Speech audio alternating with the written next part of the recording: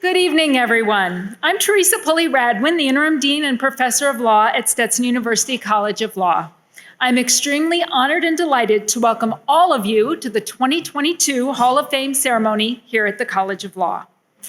First, I want to sincerely thank everyone for playing such an important role in creating the remarkable legacy that is Stetson Law. Led by our amazing advocacy and legal writing programs, which rank number 3 in the nation this year, our full lineup of certificates of concentration, including business law, elder law, environmental law, social justice advocacy, and international law, they're all truly extraordinary. These achievements are the result of all the people at this institution who are striving to do such incredible things. And tonight, you're going to hear about 4 people who have achieved significant milestones in their careers and who have been such an important part of the College of Law. We are exceptionally proud of each of them and of all of the contributions they have made to the legacy of Stetson. We are joined tonight as well by Executive Vice President and Provost Noel Painter and his wife, Frankie. And it is now my privilege to welcome Provost Painter to talk with us about what makes Stetson so important to all of us here tonight.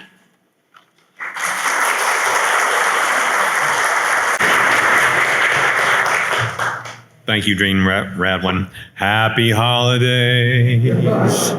Happy holidays. Doesn't it feel good to be together tonight? This feels pre-pandemic good to me, so I especially am grateful for everyone who's here and communing together in this particular way. I appreciate the opportunity to offer my welcome to everyone here tonight, as well as my sincere congratulations to our Hall of Fame inductees. Our entire institution is proud of our legacy for excellence in legal education, a legacy that extends over years of national rankings, national and international competition victories, Best Oralist and Best Advocate awards for our students, and very concretely, the outstanding places that our graduates get jobs, which then lead them to meaningful careers that positively affect our world.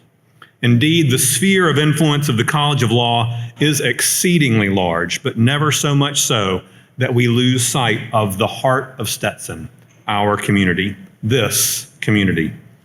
Deeply entwined here are a group of staff and faculty who genuinely care for each other and develop strong personal bonds, board members who care deeply about Stetson's future, its leaders, its rankings, its place in the world, and their commitment to supporting our future.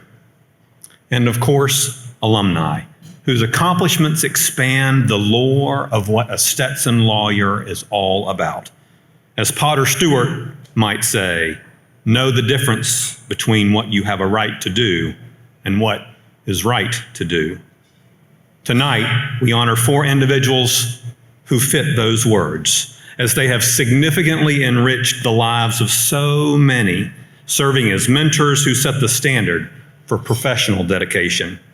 We are thrilled to have this opportunity to celebrate all 4 of you for your commitment to excellence, which includes and extends beyond what you do in education, in justice, engagement in the community, and of course, the broader legal profession. Thank you all for being here tonight. On behalf of President Roakley and myself, I wish you the wonderful holiday season that we are likely to have together. Thank you.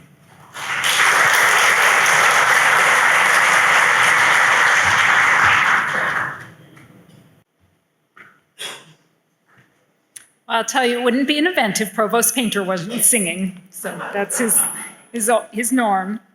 Before we introduce this year's Hall of Fame inductees, I'd like to mention the honorees from past years, along with their families, who are here with us tonight. As I mention your name, would our past Hall of Fame inductees and their families please stand? Dean Emeritus, Professor Bruce Jacob, with his wife, Anne.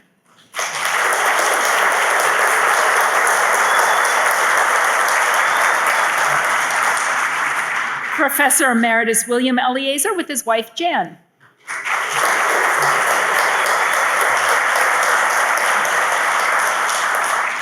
Thomas Robig with wife, Paula.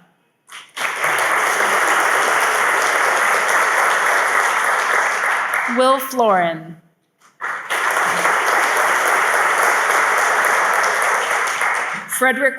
Frederick Schaub with wife Cheryl.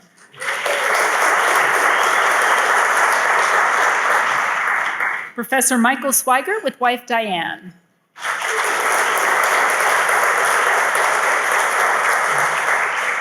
Josh Magidson.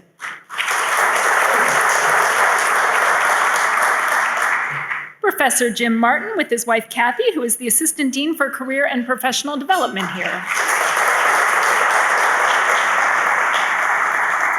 And last but not least, Professor Becky Morgan.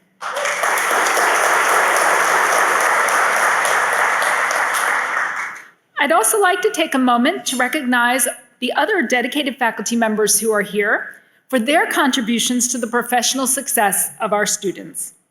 As I mention your name, would our faculty please stand to be recognized? Professor Kristen Adams, Professor Linda Anderson, Professor Jason Bent with his wife Shana, actually Associate Dean Jason Bent, Professor Christine Cerniglia, Professor Bobby Flowers with husband Mark Dillman, Professor Jason Palmer, Professor Ellen Podgore, and Professor Lou Varelli. I want to welcome all of the members of the Board of Trustees and Board of Overseers in attendance tonight, some of whom you've already met. For the remainder, please stand when I call your name to be recognized. Maureen Breakiron Evans, Chair of the Board of Trustees of Stetson University. And Leo Gavoni, a member of the Board of Overseers. I would also like to welcome the distinguished members of the judiciary and ask them to stand. The Honorable Thomas Ramsberger and the Honorable Jack Hellinger. I offer my sincere thanks to all of these special guests for attending tonight. Now, please enjoy your dinner in the company of your colleagues, and I will be back after dinner to continue the program.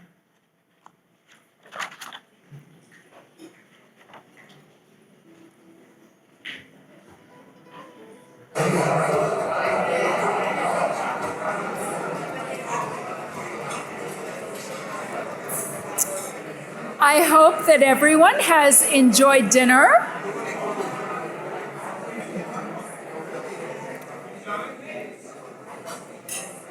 Hello again.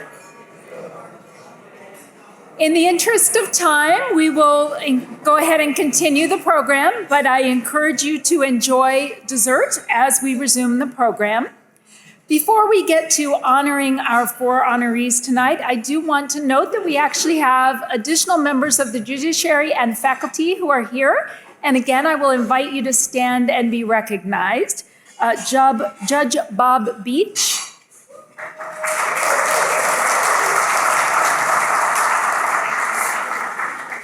Judge Crockett Farnell and his wife, also Judge Deanna Farnell.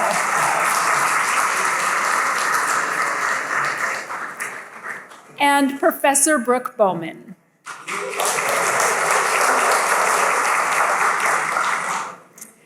Tonight, we are here to honor 4 individuals who represent this community's best attributes.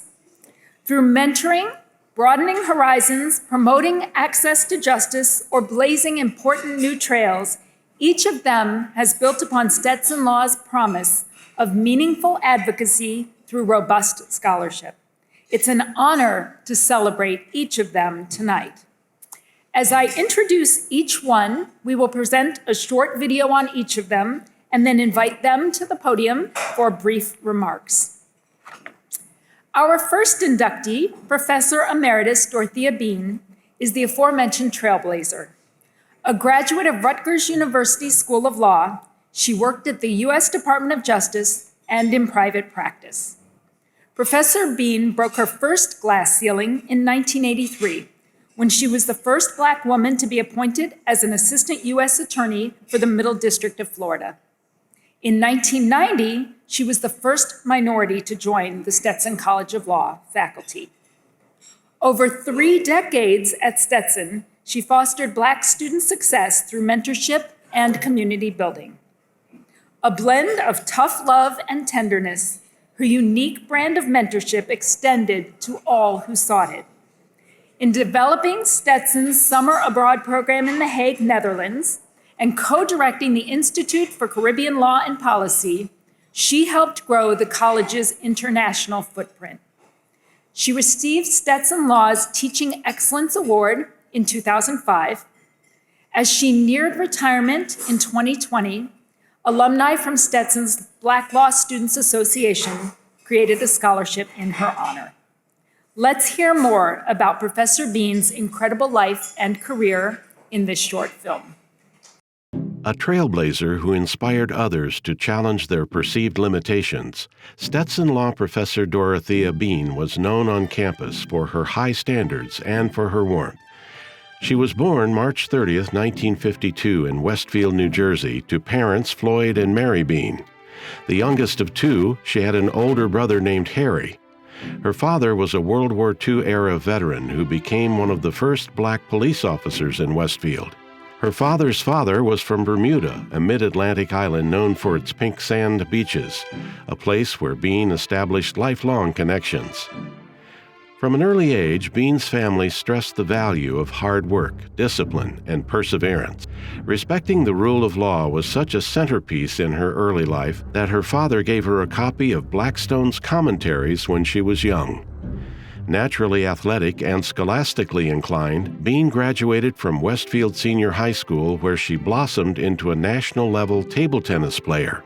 After initially attending Spelman University in Atlanta, Georgia, she returned to her home state and earned her bachelor's in history from Drew University in Madison, New Jersey, and her law degree from Rutgers School of Law in Newark.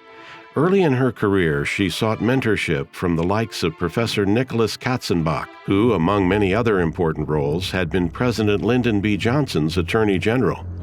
Professor Bean began her legal career as a trial attorney for the U.S. Department of Justice in Washington, D.C., and worked briefly for the law firm of Robinson and Geraldo, PA.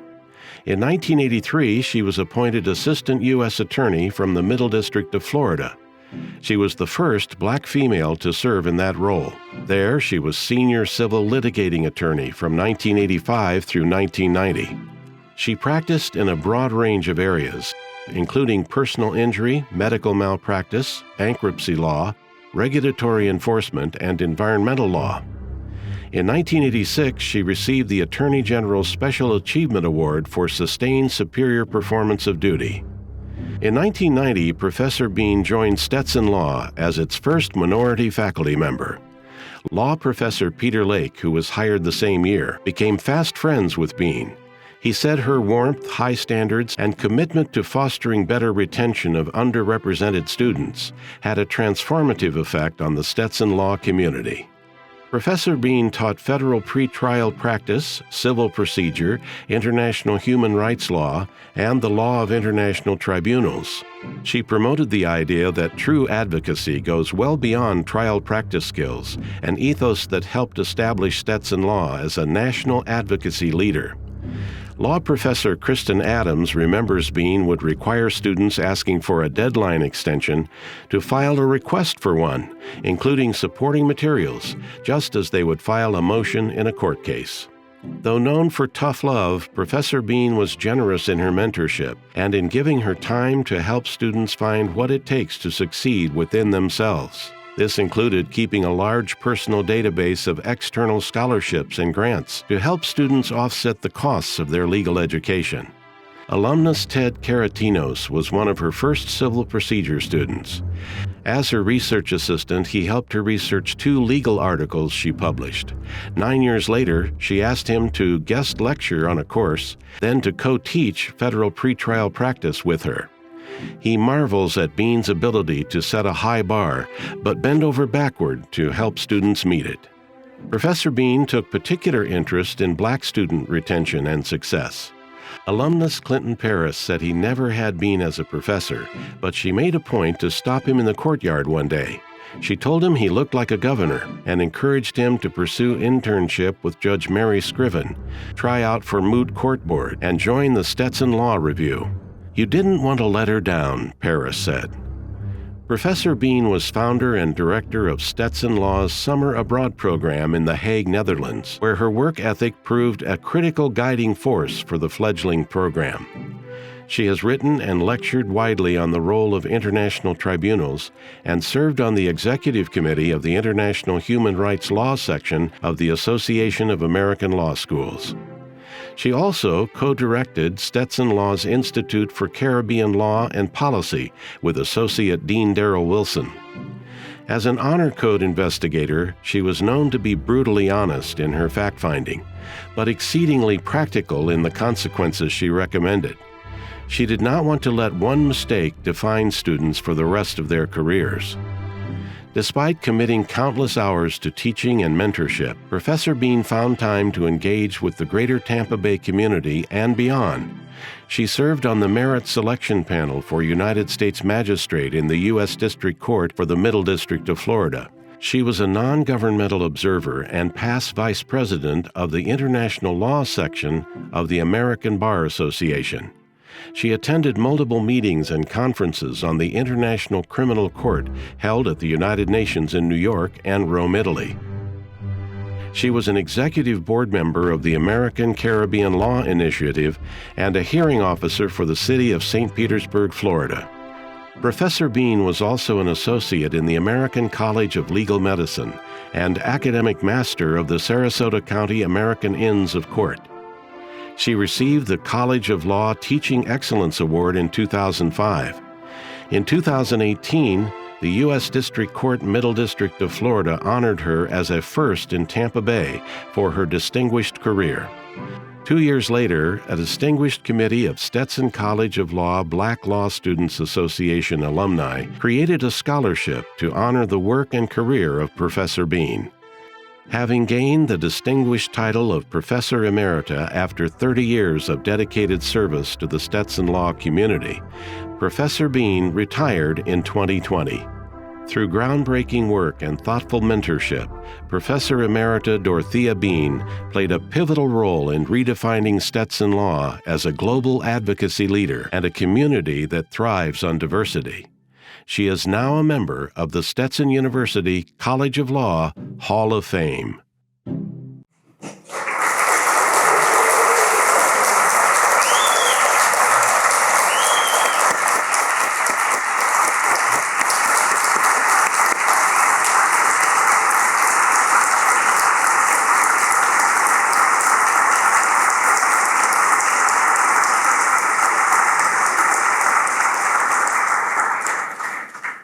I've been honored to have Dorothea as a colleague now for over 20 years. And Dorothea, I'd like to invite you up to the stage to receive your award and make some remarks.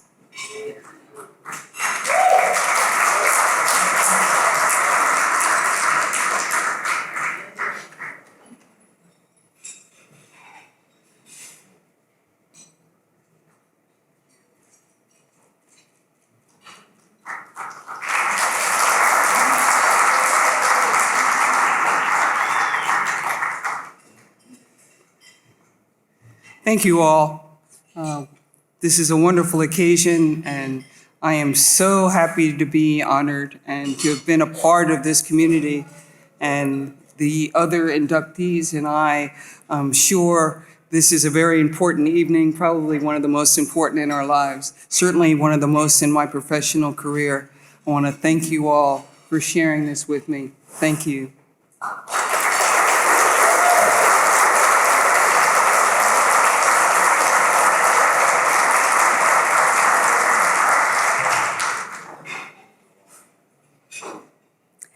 Our next inductee, the Honorable Pamela Campbell, is a 1989 graduate of Stetson University College of Law. She began her career as a legal secretary before working as a legislative aide and political consultant. Along the way, those who served as her mentors encouraged her to pursue her lifelong dream of becoming an attorney.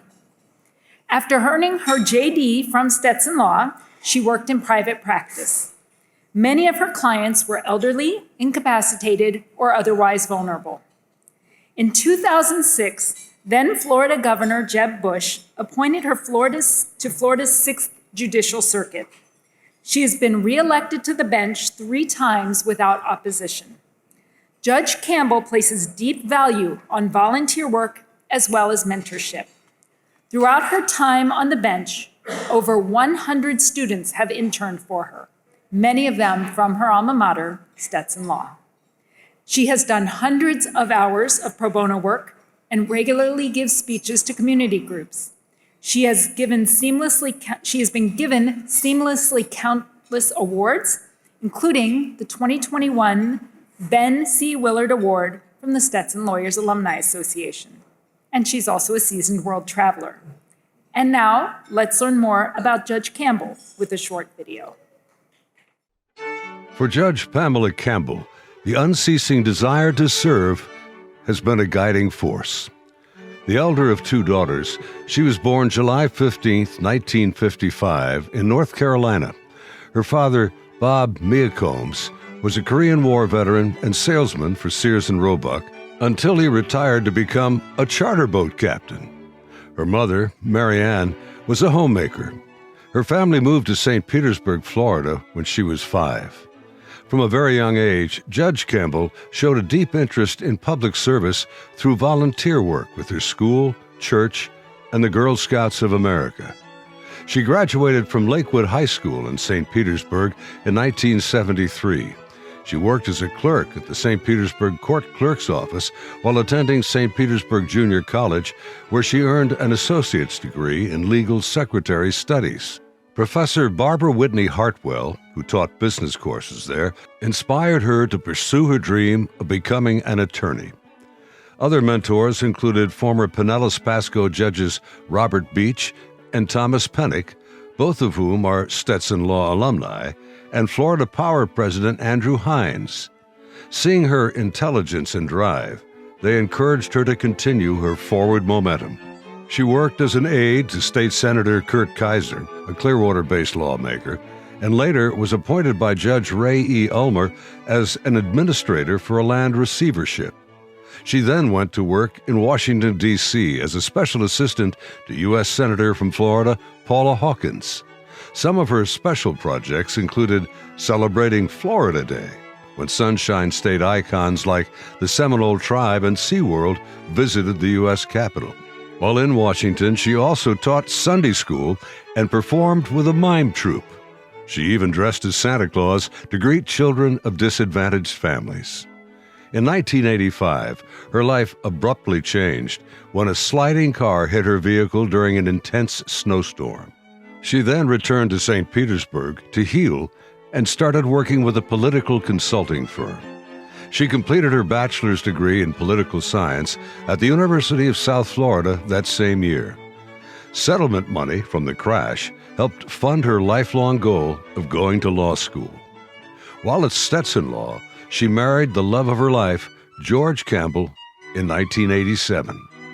Family and friends were there to celebrate her 1989 graduation from Stetson Law, as was Porkchop, the beloved campus cat who often followed her around the grounds.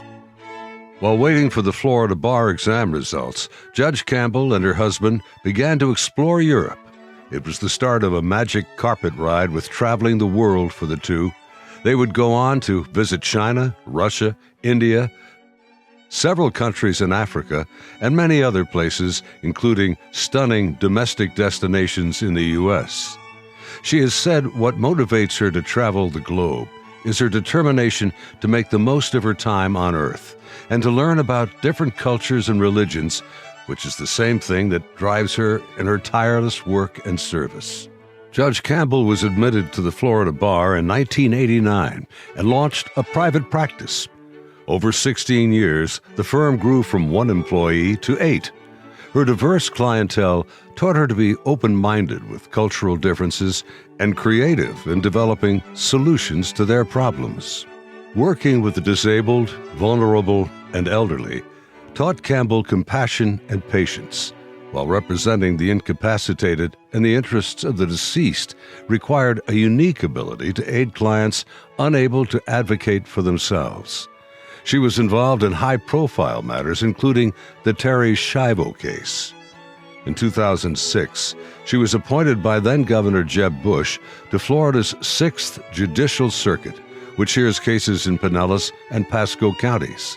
She was re-elected in 2008, 2014, and 2020, running unopposed each time. Her assignments have included felony criminal division, family, civil, and probate. The judge's experience as a practitioner gave her understanding of the cost of litigation and value of efficiency, which would ultimately prove invaluable to her service on the bench. So too would her emphasis on professionalism and civility in her courtroom. She commanded such behavior in heavily sensationalized cases like the Hulk Hogan Gawker trial. Even as her professional obligations expanded, Judge Campbell's commitment to community service through volunteer work and civic engagement endured. She has performed hundreds of hours of pro bono work. She has sat on boards of organizations including the Suncoast Tiger Bay Club, Bayfront Health Systems, and Florida Children's Campaign. She is a past president of the St. Petersburg Bar Association, Stetson College of Law Alumni Association, Operation PAR, and other nonprofits. Her list of honors and accolades is equally long and diverse.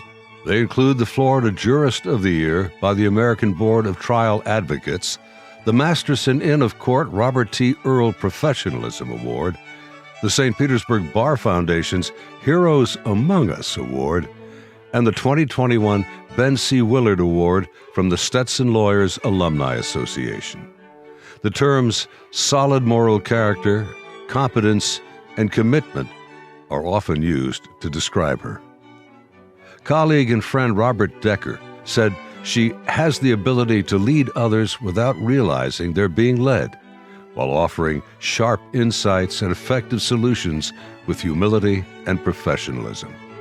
Though humble about her long list of accomplishments, a major point of pride for Judge Campbell has been giving back to her profession through mentorship. Since becoming a judge, she has invited over 100 students to serve as interns in her office, many of them Stetson Law students. Alumnus Michael J. Labby interned with the judge in 2011. He said of her, "Intelligence, grace, humor, and passion are effortlessly woven in any encounter with her honor." Alumna Annabella Rojas, who interned with her in 2014, said Judge Campbell is an excellent teacher, mentor, and a great inspiration in her professional and personal life. Embodying the spirit of service, Judge Pamela Campbell has been steadfastly professional, prepared, and personally committed to her community and to our system of justice throughout her career. She is now a member of the Stetson University College of Law Hall of Fame.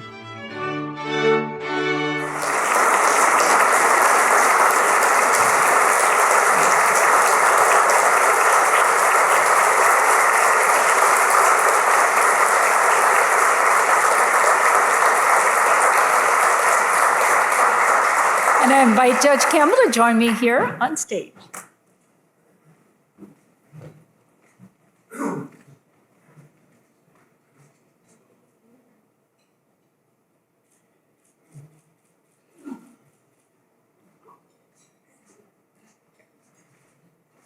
Thank you all very much. Boy, the lights are so bright, I can't really see all of you, but that's probably just as well. So I really appreciate it. Congratulations to Professor Bean, but mine's a little bit longer than this. I do have a couple of people that I would like to thank. What an incredible life that I've really had, and it's all really thanks be to God for this wonderful life.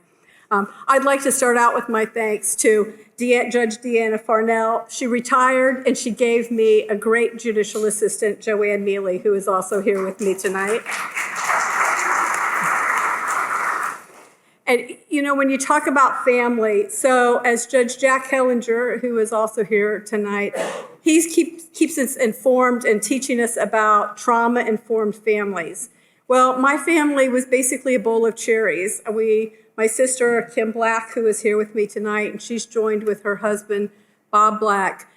We had a wonderful family life growing up that instilled to us hard work, love, the love of family, the love of faith, and it's those kind of helpful, meaningful values that we had that really gave us and taught us to give back. So, and I'm very grateful that my sister is the part of that strength and that support that's so desperately needed if you're going to reach any measure of success. So I'm thankful for my sister as well.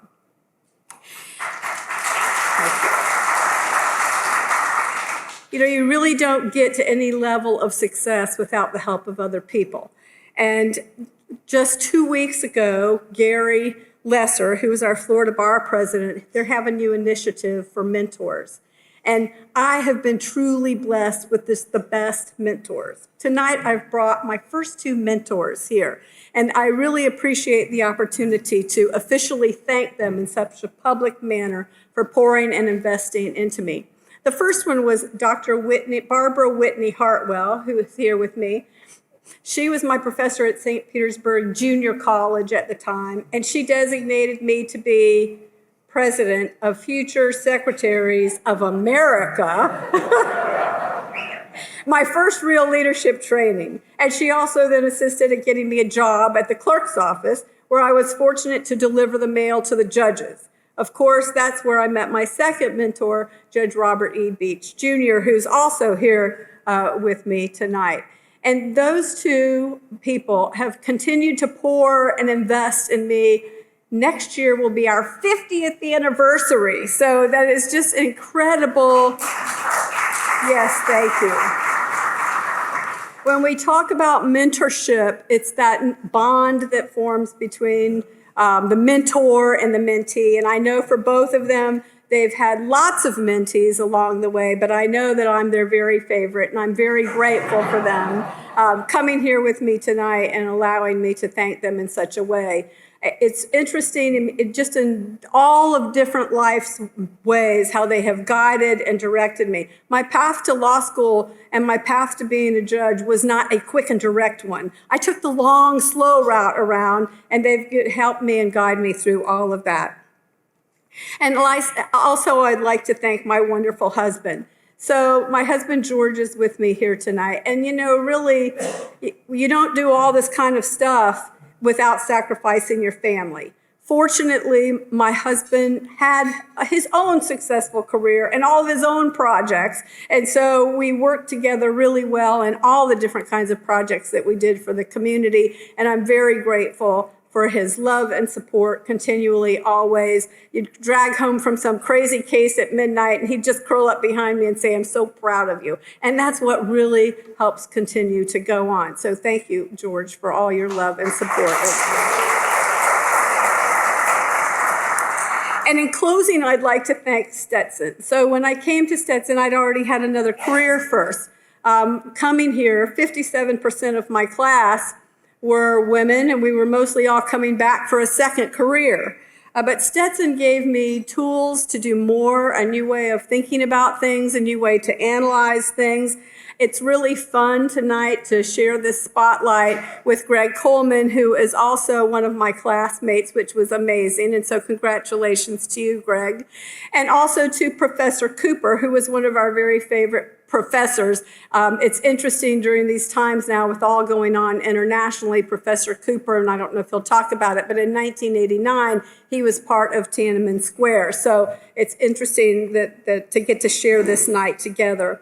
So when Dean Petruskevich was here, there was a long line over there in the Mann Lounge, and I was trying to think, what was I going to say to the new dean? And so while we're waiting in line, I came up with it. And so as I got to shake his hand, welcome, Dean. Thank you so much for coming to Stetson. My name is Pam Campbell. I'm a circuit court judge. I have 3 wishes. I want more court interns. I want more students involved in ends of court. And I have this really great idea called Constitution Hall. And it's going to teach all of the students in Pinellas County about the Constitution and the 3 branches of government.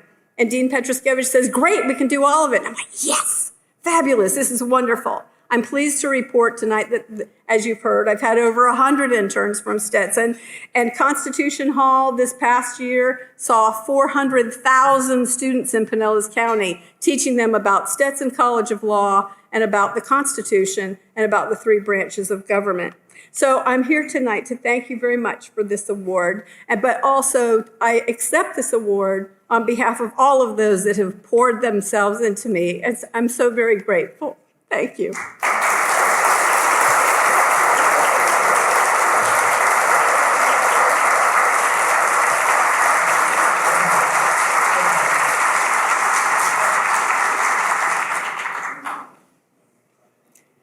Our next inductee is a familiar face to the Stetson community and to everyone in the Florida Bar. Greg Coleman is a double-hatter, known for his solution-focused approach to litigating, his tireless work ethic, and his natural leadership skills. He fell in love with Stetson as an undergraduate, majoring in finance and political science before coming to the College of Law. After graduating, he went into private practice, ultimately becoming a partner at Critton Ludier and Coleman, LLP. His areas of practice range from complex commercial litigation to personal injury. Greg's extensive involvement with the bar culminated with his unopposed election as president of the Florida Bar Association in 2014. He formed a Supreme Court Commission on Access to Justice with his friend, Justice Jorge Labarga, and is vice chair of the Florida Judicial Qualifications Commission.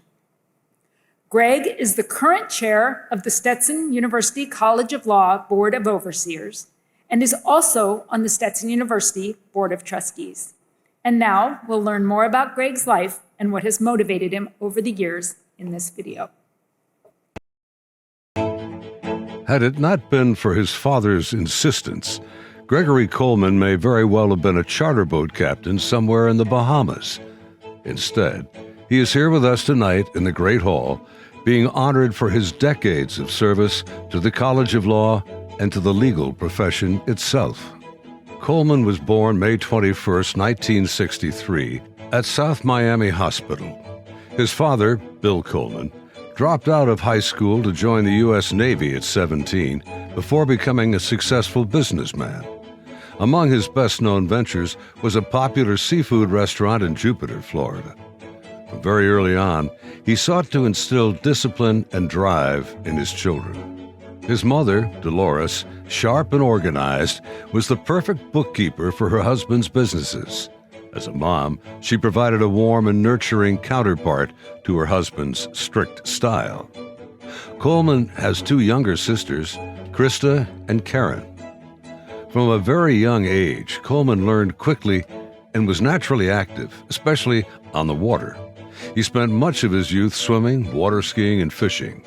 To this day, he remains an avid fisherman who balances the rigors of his career with getaways in the Bahamas to dive for lobster with his son, Cody, and his many friends. His love of the outdoors extended to land with help from visits to the family farm in Boone, North Carolina for summers and Christmas. Coleman said he owes his work ethic to long hours of manual labor on the farm, from tending to chickens and cows to working in the fields from sunup to sundown, 7 days a week. We'd go up to Boone and I'd work my tail off all summer long, he said. Back in Florida, he was enjoying the fresh air a little too much. His report card had too many C's for his father's liking, so he sent his son to the Principia School, a St. Louis boarding school. At first, dismayed at being landlocked, Coleman quickly made friends, joined the swim team, became an All-American swimmer and water polo player, and made straight A's. When he graduated high school, Coleman was determined to go to Southern Methodist University in Dallas on a swimming scholarship.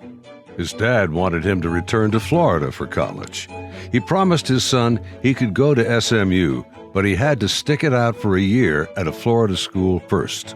It was his mother who suggested Stetson University. Once on campus, Coleman said he fell in love with the school and never looked back.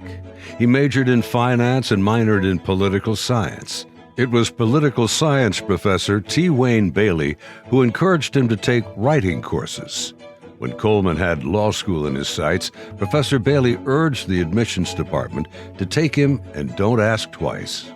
He graduated with an undergraduate degree from Stetson on a Saturday and started at Stetson Law the following Monday. A month into law school, he realized he wasn't quite ready, so he spent 18 months working in his family restaurant. It is an experience he credits for his ability to read people and deal with challenging personalities. Back at Stetson Law, Coleman found that the standalone campus was critical to his success. So too were his sense of determination and his ability to face any challenge with confidence and aplomb. He interned with the state attorney for the 15th Circuit Court, which led to his first job out of law school.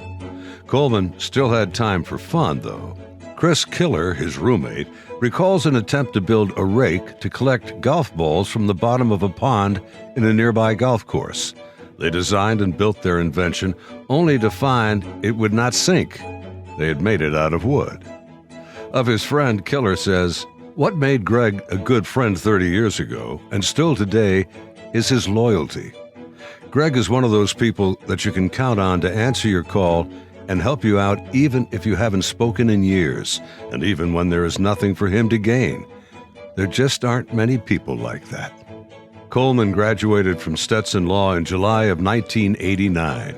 The same work ethic that helped him succeed in law school helped him hit the ground running as a young professional.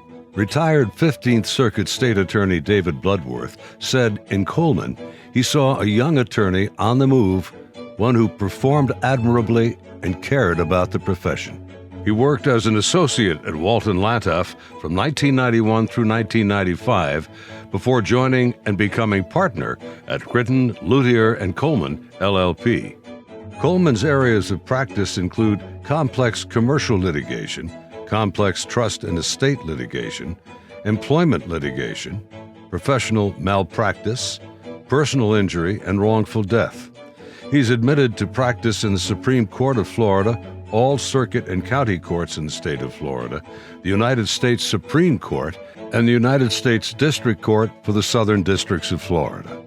Key to his success as a lawyer is his no-nonsense approach to dealing with conflict, as he calls it, getting to the meat of the coconut. From the early days of his career, Coleman was tirelessly active with the bar, where he quickly climbed the ranks. He began as an executive board member of the Palm Beach County Bar's Young Lawyers Division. Within 5 years, he was elected division president, then became president of the Florida Bar Young Lawyers Division. In 2001, he was elected president of the Palm Beach County Bar Association. In 2014, he ran unopposed for president of the Florida Bar. At the helm of the Florida Bar, he led the charge to help members modernize their firms with a suite of recommended technology tools and upgrades. He is now vice chair of the Florida Judicial Qualifications Commission and the only lawyer to have served in that role in Florida. For Coleman, fighting for greater access to justice has been extremely important. Along with his good friend, Florida Supreme Court Justice Jorge Labarga, he formed a Supreme Court Commission on Access to Justice. The commission addressed the fact that more than 3/4 of Floridians with legal needs cannot afford adequate counsel. A well-respected professional in the legal industry, he has earned numerous awards and recognition over the years. He has won the Florida Bar President's Award of Merit 3 times, the only lawyer to do so in the history of the Florida Bar. He won the Legal Aid Society's and Justice for All Award in 2016. Coleman is profiled in the Best Lawyers in America, AV rated by Martindale-Hubbell, and included in their bar register of preeminent lawyers. Selected by the South Florida Legal Guide as a top lawyer, is listed as one of Florida Trend Magazine's Legal Elite, and has been named a Florida Super Lawyer for more than 15 years in a row. Though busy, Coleman still made time for his alma mater. He joined the Stetson Law Board of Overseers in 2010, which he now chairs for a second term. He joined the Stetson University Board of Trustees in 2020. He even gets to spend time on the water with his son and some of the lifelong friends he's made throughout his passionate service to the legal profession. Gregory Coleman has spent decades fighting for access to justice, dedicating himself to the betterment of all legal professionals, and advocating passionately for those he serves. He loves Stetson dearly, and is now a member of the Stetson University College of Law Hall of Fame.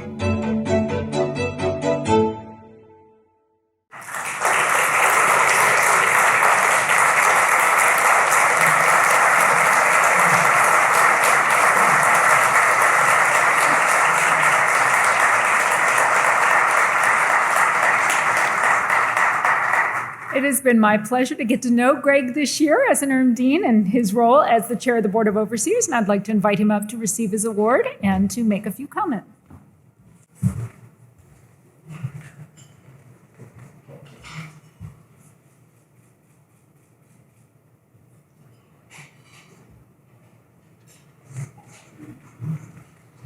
Wow, I was skinny.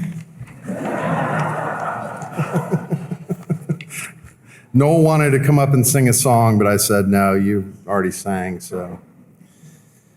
First of all, I would like to recognize the other recipients tonight. And first, of course, I don't have to call you Judge, I can call you Pam, because we were law school classmates and we were friends in law school, so congratulations. And of course, Professor Bean and Professor Cooper, congratulations to you.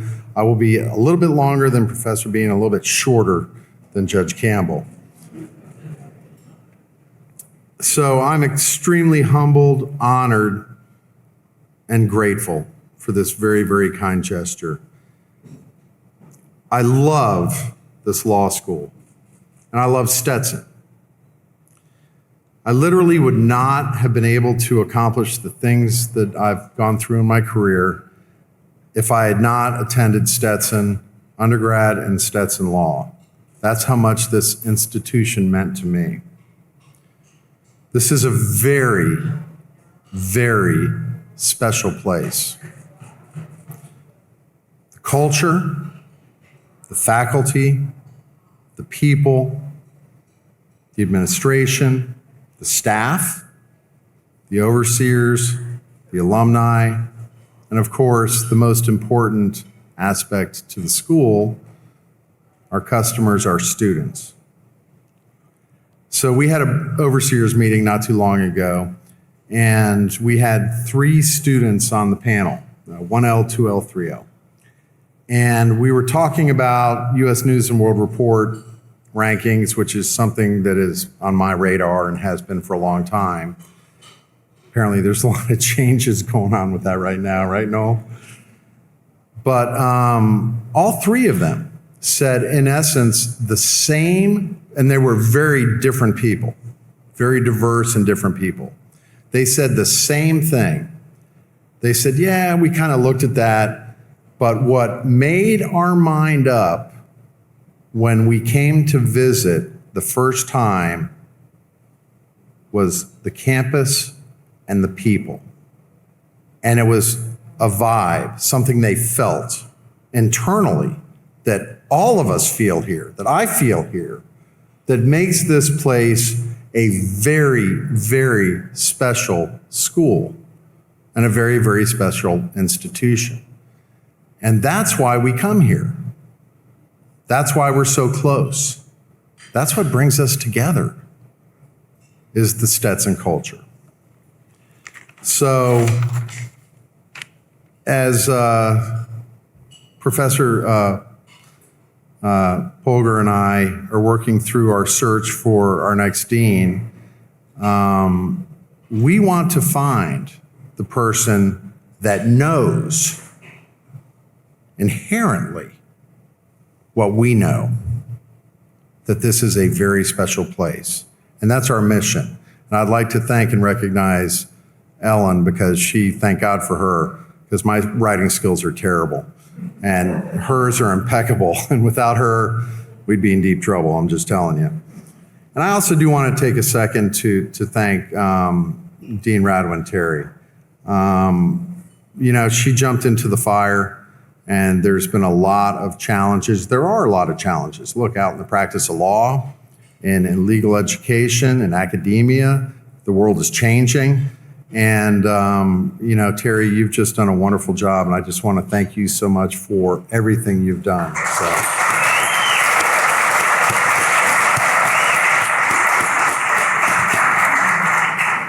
So to keep it between Professor Bean and my dear friend Pam, I'll just say it again.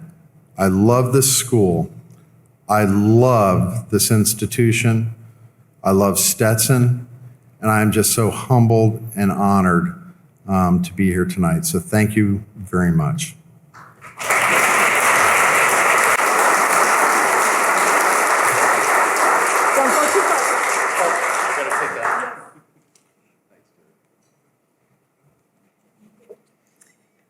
Our final inductee in 2022 is none other than Professor Emeritus John Cooper. Professor Cooper joined Stetson Law in 1985 after practicing in Oklahoma in his early legal career. A veteran who earned his law degree from the University of Oklahoma, he taught tax law and constitutional law, as well as estate planning. Having lived abroad in his youth, he was interested in exploring and comparing the world's legal systems. Working closely with then Dean Gary Voss, Professor Cooper helped establish multiple dual degree and study abroad programs and administered Stetson Law's LLM program in international law. His work has helped bring students to London, Grenada, China, Argentina, the Cayman Islands, and other far-flung destinations. Over the decades he taught at Stetson Law, he developed deep friendships with his colleagues, whom he often regaled with his travel stories and famous wit. And now we'll learn more and maybe even see some travel photos with this short video honoring Professor Emeritus John Cooper. For those who know longtime Stetson Law professor John F. Cooper, he is the definition of a global citizen determined to be the best at whatever he does. Throughout his long list of adventures and pursuits, he's made countless lifelong friends along the way. His journey began in Yokohama, Japan, where he was born on October 3, 1950. Cooper's father was a career Army officer stationed in Japan after World War II. As part of the Signal Corps, a U.S. Army branch responsible for military communications and the adoption of technology into the Army, he worked on primitive computers the size of a city block, supporting military operations in the Far East and creating predictive models to aid the U.S.'s strategy in the Korean conflict.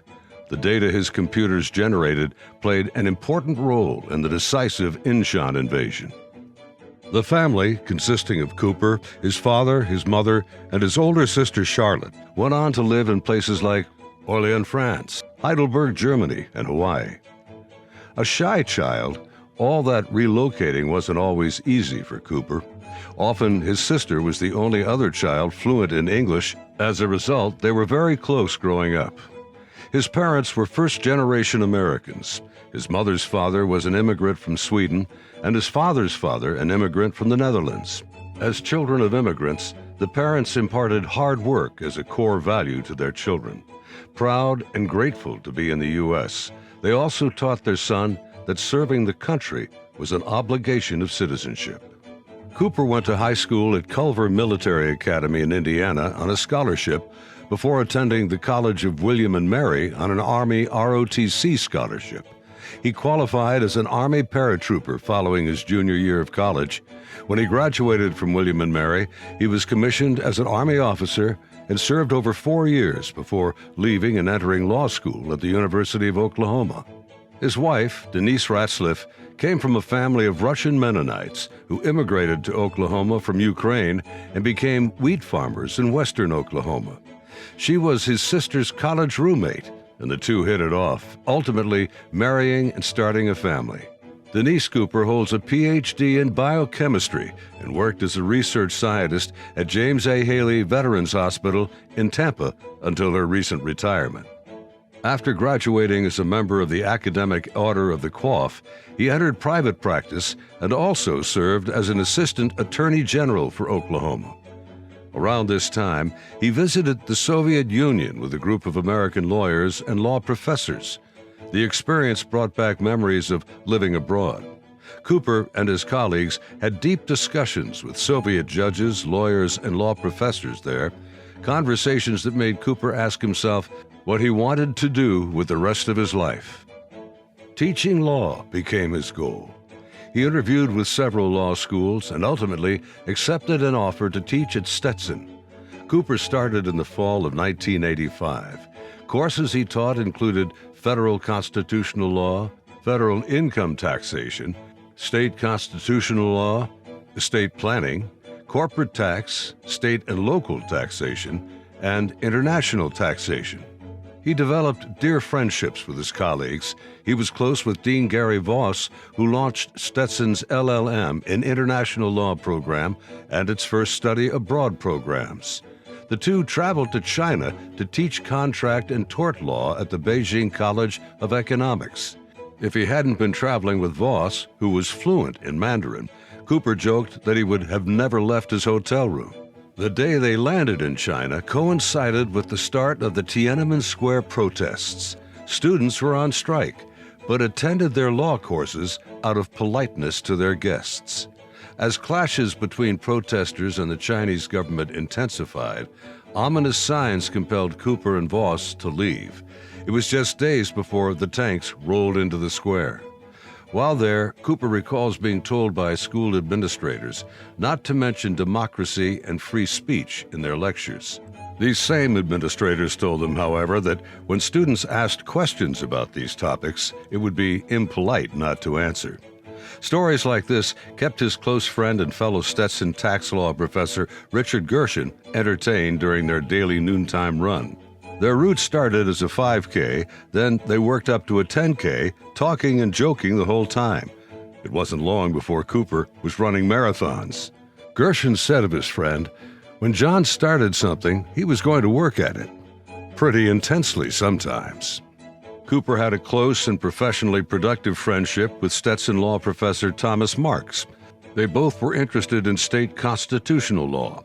Although their views differed, they co-taught courses on Florida constitutional law and co-authored a case book on the subject that for a time was assigned in every law school in Florida. They also published a national treatise on state constitutional law. While on Stetson Law's faculty, Cooper received numerous awards for his teaching, scholarship, and service, and served on every faculty committee but one. For the final 11 years of his time at Stetson, he was Associate Dean of International and Cooperative Programs.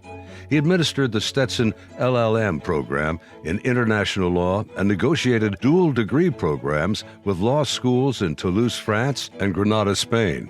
He also administered a semester abroad program in London that offered practical internships in the British legal community. He established and administered study abroad programs in Estonia, the Netherlands, Switzerland, Germany, Spain, Argentina, China, and the Cayman Islands. Cooper hoped that students would see studying abroad not as an opportunity for foreign travel, but as a potentially life-changing opportunity to gain new perspective on the law and life itself. Elaine Parizek, Associate Director of International and Graduate Programs, said Cooper was soft-spoken, funny, generous, and busy with traveling and passion projects. And, she said, one of the best people in the world. His friends lovingly referred to him as Biff. Cooper earned the title of Professor Emeritus upon retiring. He and his wife, who retired in March of 2022, bought a cabin in the North Carolina mountains, and they split their time between there and St. Petersburg. Of course, Cooper has kept busy in retirement. He studied gardening, qualified as a master gardener, raised compost worms, and grew shiitake mushrooms. Cooper's love for learning abroad endures. He is completing a manuscript on Vietnam POWs that he has researched and written over several years. He spent a year in Buenos Aires, Argentina, improving his Spanish language skills. While there, he traveled the country from the tropical Iguazu waterfalls in the north to Patagonia in the south, where he, his wife, and his daughter explored the dramatic glaciers near El Calafate. Through his enterprising spirit and deep love of legal scholarship, Stetson Law Professor Emeritus John F. Cooper inspired countless others to expand their horizons through study and travel. He is a beloved member of the Stetson Law community whose legacy includes establishing lasting connections here and around the globe. He is now a member of the Stetson University College of Law Hall of Fame.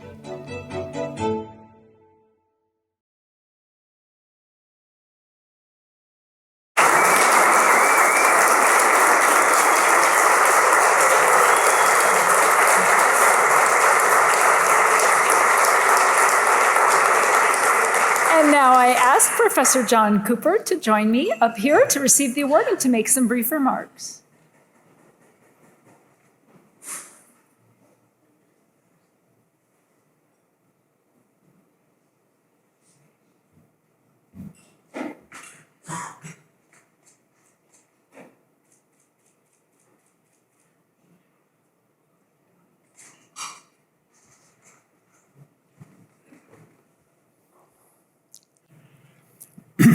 Excuse me. This is a bit like attending your own funeral. But fortunately, they don't make you lie in a casket. And you do get to say a few words. This is a particularly special evening for me. One, to be honored, but second, to be honored with a former student of mine, Judge Campbell, and also with a former longtime colleague and friend, Professor Dorothea Bean. It took two unrelated and unexpected events to occur to result in me being offered a one-year teaching contract at Stetson Law School. First, and sadly, a member of the Stetson faculty had to die, which was followed shortly thereafter by a second member of the Stetson faculty unexpectedly taking a one-year leave of absence. I interviewed for the full-time position, but that went to someone else. I was offered the one-year teaching position, and Bruce Jacob, who was dean at the time, was very clear and very candid with me, and he said that I was being offered a one-year contract, and that was it. There was no assurance of any continuation, but that things could happen, that perhaps the faculty member that took the year of absence might not come back, somebody else might leave, and so there were those things that might happen. Well, for somebody as risk-averse as I am, that should have been an easy no. But I thought about it, and I kept thinking that given the opportunity, I thought I could really do this. So I took the biggest gamble of my life, accepted the one-year contract, went back to my home in Oklahoma, didn't tell my wife I was taking a pay cut. We quit our jobs, sold our house, and we both moved to a city and state where neither one of us had ever been before. Shortly upon arriving on the Stetson campus, I was befriended by two young faculty members who soon became friends and before too long became lifelong friends. They were incredibly helpful for helping me integrate into the Stetson faculty and become familiar with some of the strange things that go on a law school campus, like faculty meetings. And so they were very helpful, and more importantly, they were unconditionally supportive of me both personally and professionally. And one of them was Richard Gershon, who was quoted in the little video.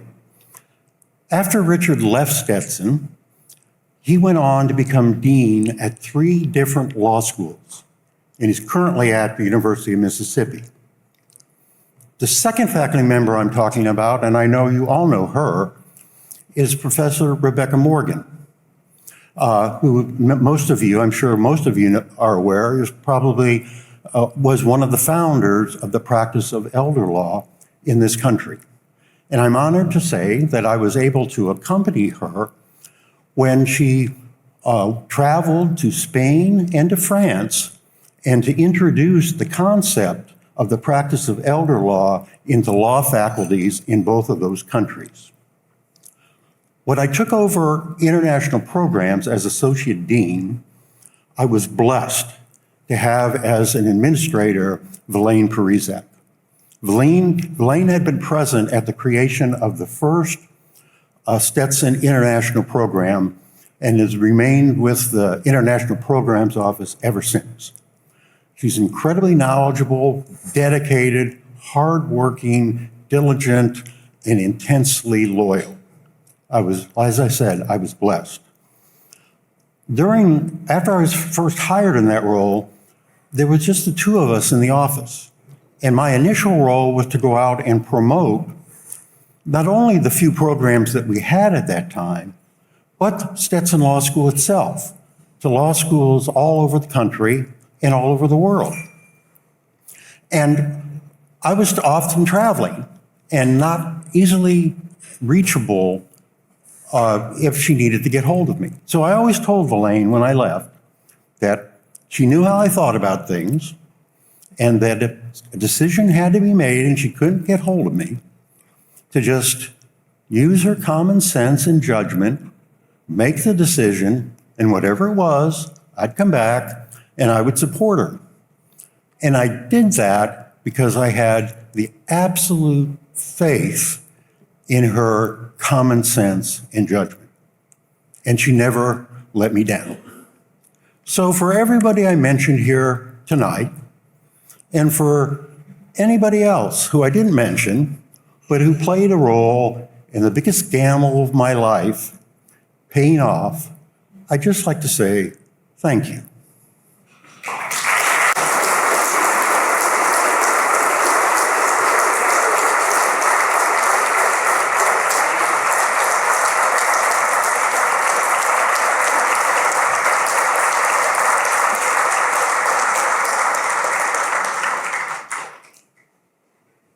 I want to thank everyone again for joining us for this important and inspiring ceremony tonight. We are eternally grateful for these distinguished Hall of Fame inductees and the profound impact that they have had and continue to have on Stetson University College of Law. Please join me as we applaud their contributions one more time.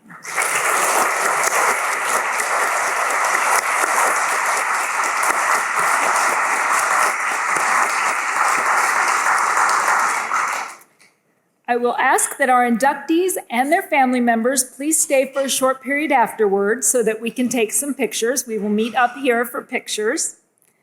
Before we conclude, I want to thank the many, many people who have worked so hard to make this event possible. I would ask that you please hold your applause until the end. I want to thank staff from the following departments: the College of Law's Development and Alumni Relations staff, whose names you should be able to see on the screen behind me in just a moment. I hear they're coming. The Development and Alumni Relations staff has spent months pulling together the logistics required to make this event an outstanding success. And I do mean months. I took over as interim dean about 6 months ago, and it was one of the very first things that got put on my calendar 6 months ago. All right, there we go. Development and Alumni Relations. Next, the team members from Media Services and the Communications Department, who created all of tonight's videos, invitations, programs, and web pages. Thank you also to our amazing staff in the Dean's Office, Public Safety, and the Facilities Department. We simply could not have pulled this event off or do really anything we do here at the College of Law without them. I want to also offer a special thank you to President Roelke, who was not able to be with us tonight, Provost Painter, our trustees, overseers, alumni, faculty, students, and staff.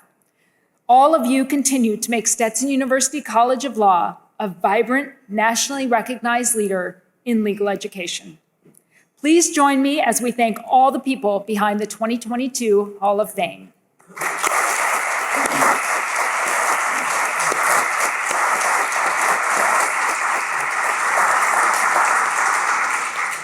Honorees and families, please remember to stay for just a few more minutes. And for everyone else, good night. Thank you for being here.